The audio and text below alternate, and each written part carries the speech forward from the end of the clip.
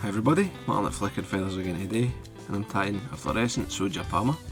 Just a variation on the standard traditional. I'm sure most people will be aware of the original. As always, I'll put a materials list in the description, along with a link to the Patreon page for anybody who'd like to support the channel, get access to the members only content and be eligible for the giveaways. You can also subscribe to the channel, hit the bell button so you get notified of the new videos. That's all, I appreciate it. So I've got my hook and my vise. It's a size 10 Kamasan B175 and I'm running on a bed of fluorescent fire orange uni in 8/0. Now you could use a black thread or a brown thread, sort of in keeping with the traditional dressing if you want, but I'm going for brightness here, so I'm using the fluorescent fire orange to really stop the body becoming muted. To be quite honest, I think the standard soldier palmer isn't that good a fly. It's not a fly I've got a lot of confidence in, but I think this fluorescent version does have a place in the fly box. So my tail is Glow Brite number 4 floss. Right, it's a fluorescent red, and I've got about 10 strands. I've just tied a wee knot to keep them together, and I'll gather them with 1 or 2 wraps of thread, and I'll just pull them through until the tag ends are about the body length. Just take another wrap of thread and then cut the tail about the body length. Set that aside for the next fly. Rib is a small oval gold tinsel. Again, just catch that so the waist piece is the length of the body, and then you can just come in, tie these down. You don't need to be super fussy with keeping them straight and level because it's a dubbed body, but tidy it up first. And bring the thread back, nice tight wraps all the way.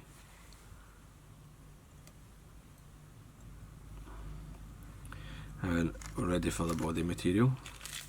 Now I'm using seal's fur, fluorescent red. Right, much like the tail, I'm going for the fluorescent colour. Obviously the original fly it would just be red wool for both, but the seal's fur has a really nice sort of translucent effect when the light passes through it, especially like when you brush it into the natural red hackle. A wee bit more.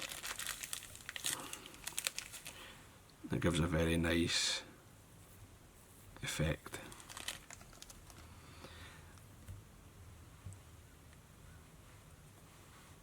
Just go back a bit.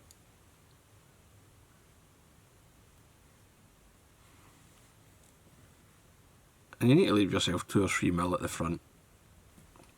Now, body hackle. I'm using a natural red saddle hackle. Already used it for a couple of flies. So just tie that in.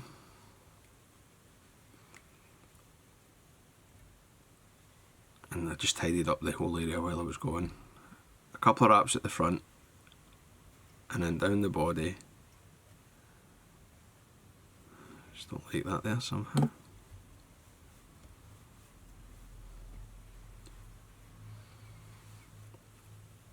This hackle's got quite a thick stem, and it's trying to twist slightly on me, so I'll just go back, tie it in at a slightly different angle. There we go. Couple of turns at the front, and then down the body. Get your 3 or 4 turns of hackle down the body, and then chase the hackle with a rib, nice and tight, and then up. Say 4 or 5 turns will get you up there. When you get in front, sweep everything back,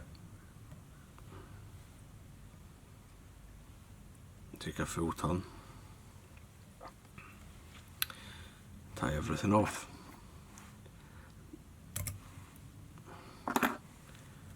Now just tidy up this spot just now, tie right back, and then I'll come in with my Velcro, right? And this is the point where you're really bringing, this is what I think brings the fly to life.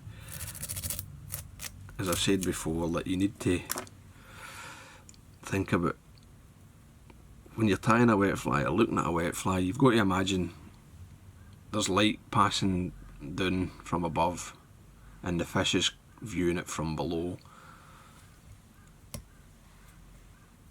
and the seal fur is slightly translucent, the hackle is very slightly translucent, it all sort of glows with the light, and that's where you bring these fibres out, they just catch the light and kind of blends the colour, but you've got this hot poppy fluorescent core.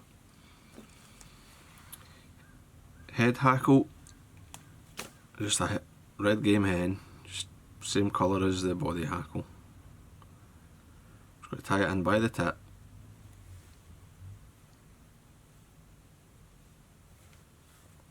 Fold that back. Just leave that in there, you'll never see it. I mean, if it bothers you, you can remove it. And I'm letting this will be a wee bit longer than the fibres of the body hackle. And you can put a fair amount on. You don't need to be dead shy.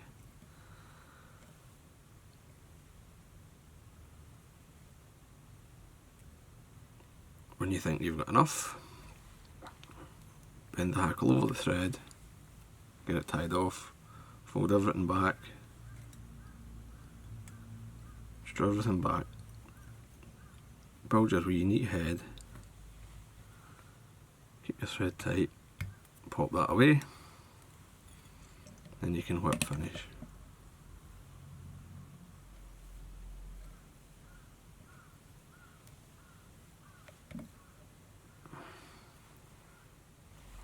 If you want another one,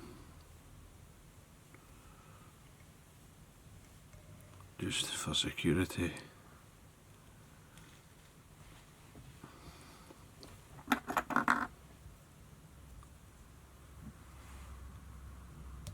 and that there is your fluorescent soldier palmer. As I say, I don't really like the original fly. I've got no faith in it, or very little faith in it. But when you tie it with the fluorescent material, it seems to bring something out in it, I think. Still not an everyday pattern for me, but it is worth having in your box. It will pull you out a hole. So the head will get a couple of coats of varnish, and then it's done. So I hope that was useful. I hope you enjoyed it. If you did, please remember to give me a thumbs up below and subscribe to the channel. Tight lines, guys. Bye.